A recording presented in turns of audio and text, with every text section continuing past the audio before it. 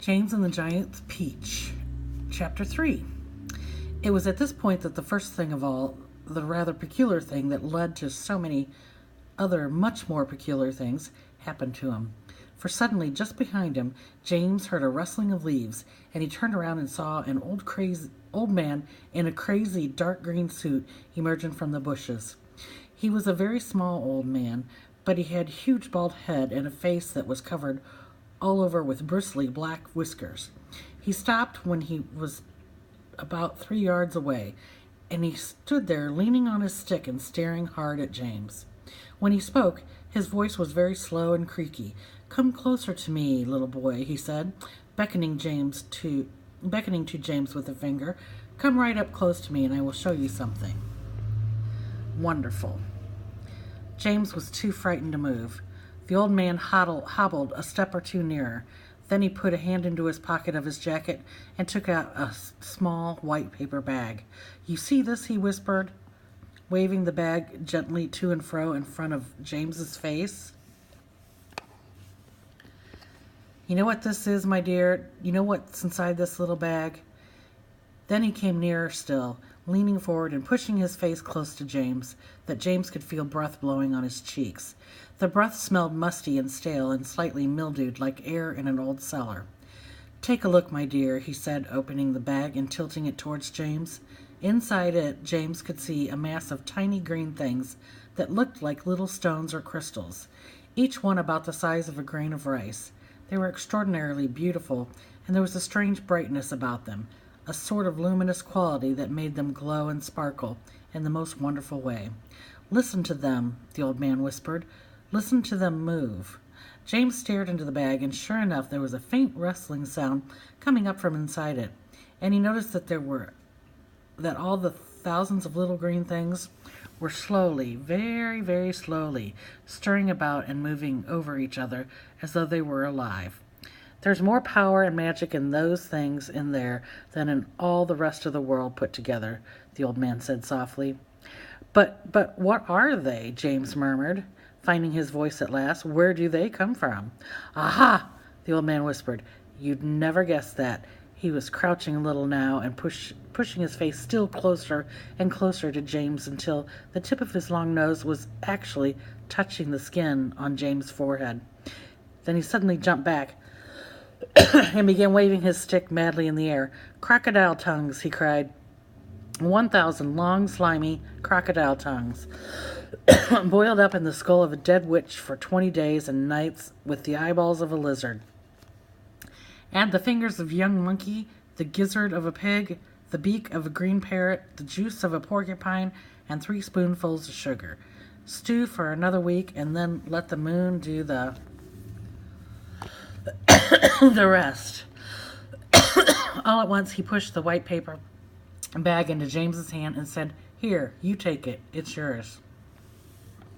Chapter 4. James Henry Trotter stood there clutching the bag and staring at the old man. "And now," the old man said, "all you've got to do is this.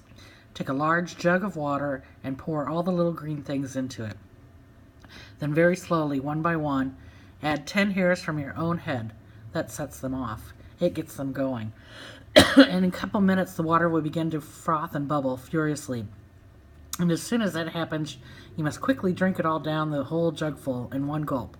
And then, my dear, you will feel it churning and boiling in your stomach, and steam will start coming out of your mouth, and immediately after that, marvelous things will start happening to you. Fabulous, unbelievable things. And you will never be miserable again in your life, because you are miserable, aren't you? You needn't tell me. I know it all about it. Now off you go and do exactly as I say, and don't whisper a word of this to those horrible aunts of yours. Not a word. And don't let those green things in there get away from you either, because if they do escape, then they will be working their magic upon somebody else instead of upon you. And that isn't what you want at all, is it, my dear? Whoever they meet first, be it bug, insect, animal, or tree, that will be the one who gets the full power of their magic. So hold that bag tight. Don't tear the paper. Off you go. Hurry up. Don't wait. Now's the time. Hurry." With that, the old man turned away and disappeared into the bushes. Chapter 5. The next moment, James was running back toward the house as fast as he could go. He would do it all in the kitchen, he told himself, if he could only get in there without Aunt Sponge and Aunt Spiker seeing him. He was terribly excited. He flew through the long grass and the stinging nettles, not caring whether he got stung and not on his bare knees. And in distance he could see Aunt Sponge and Aunt Spiker sitting in their chairs with their back towards him. He swerved away from them so as to go around the other side of the house. But then suddenly, just as he was passing underneath the old peach tree that stood in the middle of the garden, his foot slipped and he fell flat on his face in the grass. The paper bag burst open as it hit the ground, and thousands of tiny green things were scattered in all directions. James immediately picked himself up onto his hands and knees and started searching around for his precious treasures. But what was this? They were all sinking into the soil. He could actually see them wriggling and twisting as they burrowed their way downward into the hard earth, and at once he reached out a hand to pick some of them up before it was too late, but they were disappeared right under his fingers. He went after some others, and the same thing happened. He began scrabbling around frantically in an effort to catch hold of those that were left, but they were too quick for him. Each time the tips of his fingers were just about to touch them, they vanished into the earth, and soon, in the space of only a few seconds, every single one of them had gone. James felt like crying. He would never get them back now. They were lost, lost, lost forever. But where had they gone to, and why in the world had they been so eager to push down into the earth like that? What were they after? There was nothing down there, nothing except the roots of an old peach tree, and a whole lot of earthworms and centipedes, insects living in the soil. But what was it the old man had said? Whoever they meet first, be it bug, insect, animal, or tree, that will be the one who gets the full power of their magic. Good heavens, James thought. What is going to happen in that case if they do meet an earthworm, or a centipede, or a spider? And what if they do go into the roots of the peach tree? Get up at once, you lazy little beast, a voice was suddenly shouting at James's ear. James glanced up and saw Aunt Spiker standing over him, grim and tall and bony, glaring at him through her steel-rimmed spectacles. Get back over there immediately and finish chopping up those logs, she ordered. Aunt Sponge, fat and pulpy as a jellyfish, came waddling up behind her sister to see what was going on. Why don't we just lower the boy down in the well in the bucket and leave him there for the night, she suggested. That ought to teach him not to laze around like this the whole long day. That's a very good wheeze, my dear Sponge. But let's make him finish chopping the wood first. Be off with you at once, you hideous brat, and do some work.